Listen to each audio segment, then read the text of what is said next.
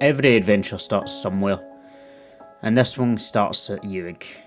But then, you've seen the thumbnail, you've read the title, so you know I'm not hanging about here. This was simply an overnight park so that I could catch the first ferry straight across the water, and I didn't trust myself to get out of bed in time to make the drive, because I am still that 12-year-old that won't get out of bed.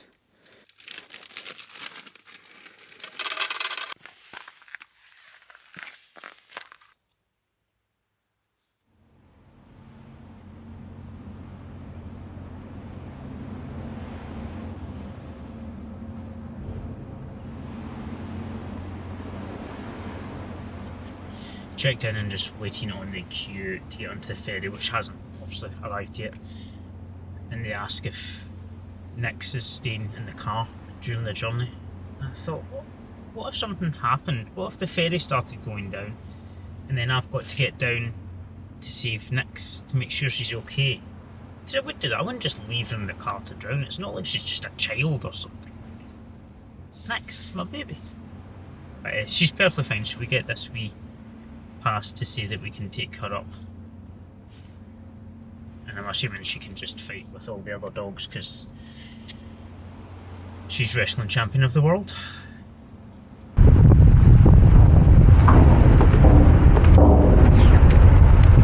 Love that idea. Now I don't have to watch either of those movies because you've described them so perfectly. Absolutely skewered.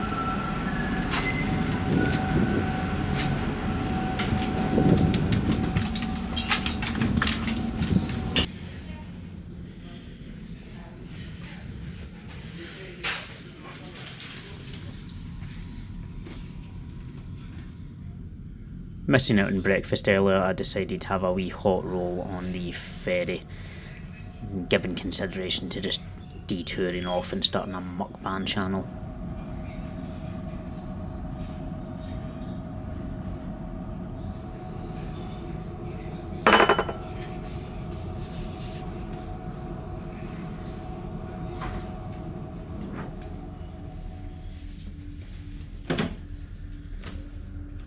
With the weather fairly calm, just a wee bit of wind, decided to go outside and just see what was on offer as far as views go. Always enjoyed travelling. Being on a ferry is a wee bit better than a lot of the others because you can still walk around and do a bit of exploration. Although there wasn't a huge amount to really see, it was still nice to get a bit of fresh air and snap a couple of wee photos of Nix.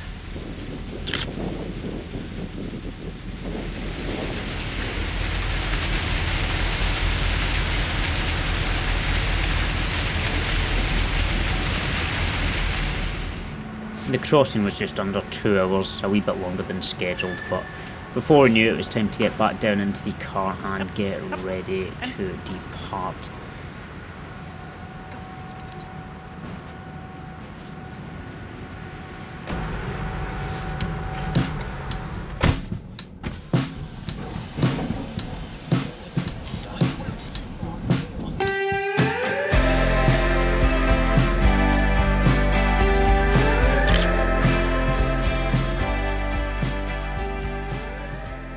The sheep and the houses with the mountain behind them here kind of caught my eye. It's nothing special, but it was my safety shot, the photo to get me started and get me into the habit of thinking I'm here to take the photos, so look out for them, get out there and use the camera. I think it's quite easy to almost be hesitant to take that first shot. So I've came over to Lewis and Harris because there was quite a number of photographers describing this as the landscape photographer's dream. One guy even stating it was like a pilgrimage coming here. And to be honest, it's never really crept up on my radar too much to be a place to go. Like, the Isle of Skye is a landscape photographer's dream, don't get me wrong, it's really busy. You've kind of got to time it right, but the landscape is incredible. It is so quick and easy to get around on as well, which is a massive bonus, and you can get fantastic views without having to fire up windows and stuff. Lewis and Harris has never really jumped out at me to be the same. So I thought I would come across and prove myself right or prove myself wrong. If I prove myself right and it's not that good, well then at least I was right. And if I prove myself wrong, well then I've had a fantastic time and gotten some nice photos out of it.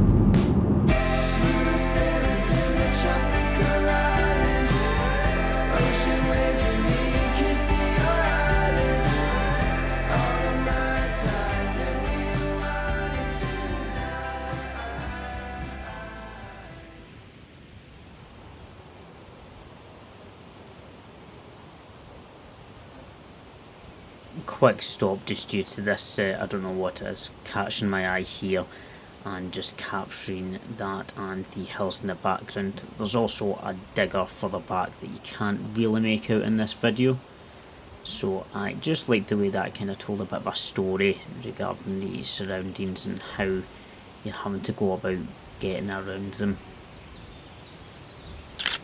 And the sun just hit that, whatever it is, just nicely. There's something about tracks on a vehicle that always just makes it a bit cooler, and here just the way it's pointing with that mountain off in the distance is as if it's about to set off an adventure.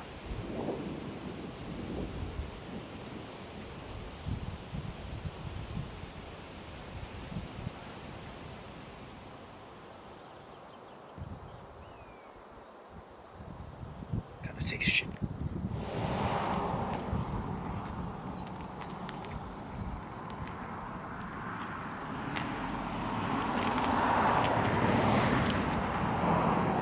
This is one of the reasons I do a lot of my road trips on my own. One, no pals, but also there's a lot of slamming on the brakes and just pulling over at a quick lay-by.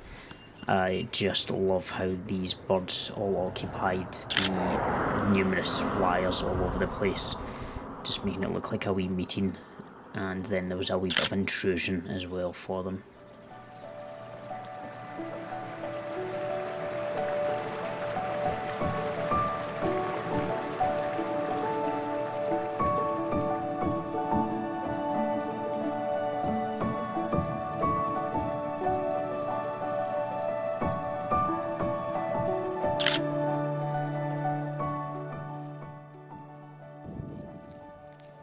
I only stopped by this location because I noticed the bridge, and it's always fun to hang about under a bridge, so pulled over and went underneath just to see what was going on, see if anybody else was about, but it was just disappointing. Unfortunately there was nobody else there, just myself. So I thought I'd hang about for a few minutes, see if anybody else showed up, and if they did I wanted to be ready, don't want to waste any time, but there was no luck, unfortunately. Look at those thighs.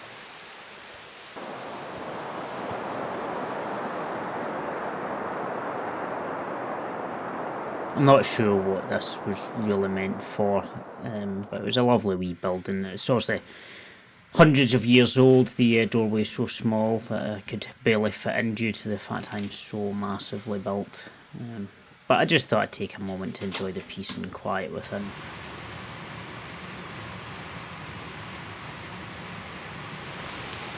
Now, I was only kind of joking about stopping at this location.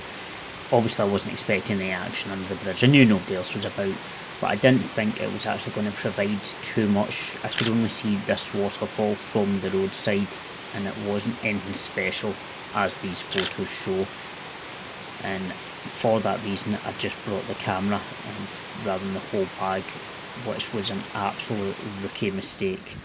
Carrying on up the path, following the river, it really started to open up and some hills in the background started to show face. I was just really happy that I did bring my telephoto lens at least, as that gave me a bit of opportunity to just zoom in here and really emphasise that hill in the background.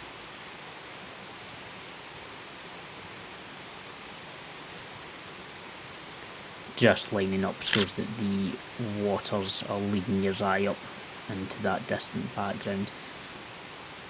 Could definitely do better, no doubt about that. A bit more time, a few bits of equipment, a tripod, would have been nice was that I could focus stack, and I'd quite like to see what I could have done with slowing down the shutter speed just to get a bit of motion in that water. And then carrying on further up, we just get a slightly higher angle showing off a bit more of the hills in the background.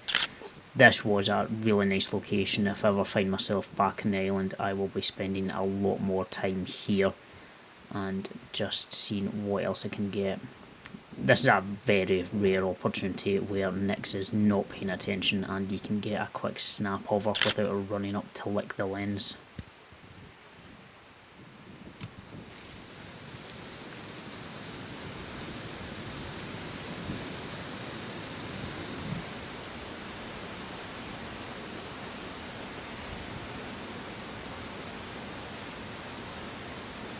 I still had a bit to go to get to my intended sunset location, so we got back to the car, and with my stomach grumbling, some cold pizza was on the menu for lunch.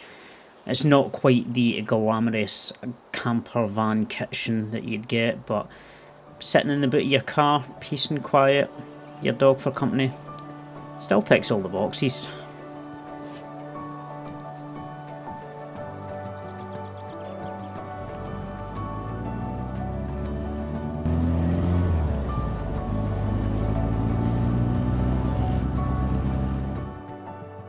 I was quite right to give myself plenty of time to get here, because that was supposed to be like a 55-minute drive or something like that, and it's taken me about 3 hours, just due to stopping and taking some photographs. Really happy with those waterfalls that I decided to stop in at. That's what I'm saying, it seems like a lot of people just don't go exploring, maybe. Just due to the fact the area is known for its beaches and stuff. But hopefully we can see what else there is to offer. So I've just pulled up at Mangastrad. Just pulled up at a beach and cliffs. We've got a wee couple of kilometres to walk to it, and we have about an hour and a half until sunset, which might be alright. It's kind of hard to tell. The clouds are kind of sitting in the horizon a wee bit, but they're quite distant as well. So yeah, let's get going.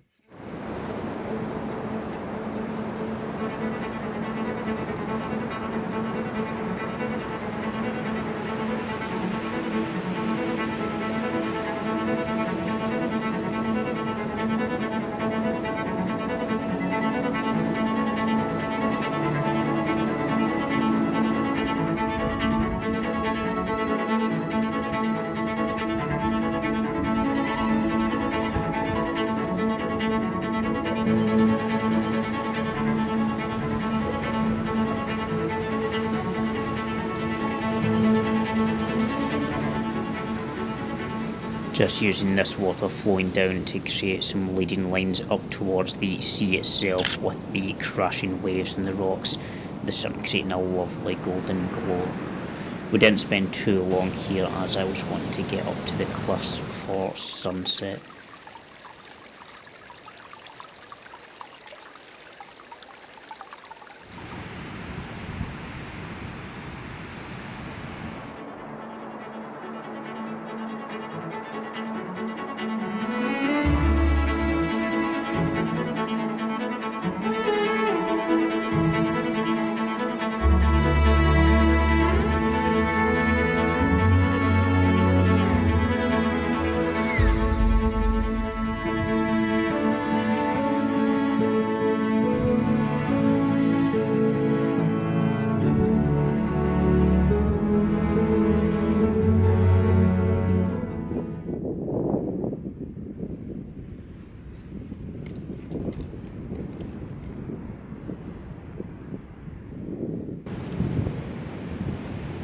So sunset didn't really amount to anything, and to be honest, I had a lot of trouble trying to get a composition that I liked.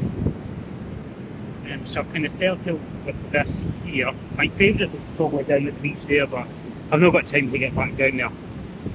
So basically just using these rocks in the foreground to point your eyes up and frame my background, my background. It'd be nice if the sunset amounted to something, but it's just disappearing as it was. Which is a shame because the light was really, really nice and cold earlier on. Just going to wait for a big wave to strike our rocks here, and we'll probably do a wee focus start as well.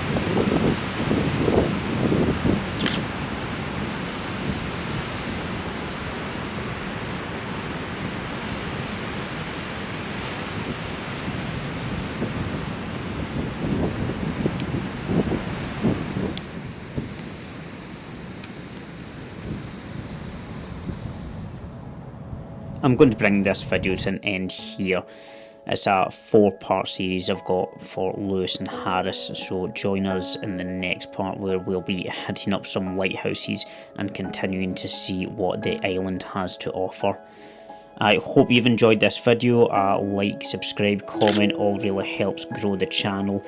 Let me know what you're thinking of the photos, and if you've been to the island itself, what did you think about it? Is it what everybody claims it is, or were you disappointed, or was it better? As always, you can get all the images on Instagram at 4pads. If you want to help support the channel, there's that Ko-fi link down below. And thanks again for watching.